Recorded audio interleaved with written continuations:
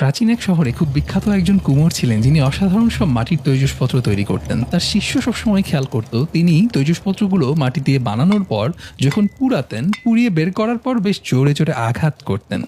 শিষ্য একদিন কৌতূহল সামলাতে না পেরে জিজ্ঞেস করেই বসলো, আপনি এত কষ্ট করে বানানো জিনিসগুলো এত জোরে জোরে আঘাত কেন করেন, যদি ভেঙে যায়? তখন সেই কুমোর বলল, যেই পাত্রগুলো একদম পারফেক্টলি তৈরি হয় সেগুলোতে বাড়ি দিলে বা আঘাত করলে আমি এক ধরনের সাউন্ড শুনতে পাই, আর যেগুলোতে কোনো ফাটল বা খাত থাকে সেগুলো অন্য ধরনের আওয়াজ দেয়। আর সেটা শুনে আমি বুঝতে পারি কোনটা পারফেক্টলি তৈরি হয়েছে, কোনটা হয়নি। দেখুন, আমাদের জীবনে এরকম অনেক আঘাত আসে না, পরীক্ষা আসে না, ডিফিকাল্টি সিচুয়েশন আসে না, সেগুলো এরকম এক একটা টেস্টিং গ্রাউন্ড। আল্লাহ রাব্বুল আলামিনও আমাদেরকে টেস্ট করেন ক্ষুধা দিয়ে, জানমালের ক্ষতি দিয়ে, ভয় দিয়ে, যে আমরা আসলে কিভাবে রিয়্যাক্ট করছি। আমরা কি অকৃতজ্ঞ হয়ে যাচ্ছি, নাকি কৃতজ্ঞতার সাথে ধৈর্যের সাথে টিকে থাকছি?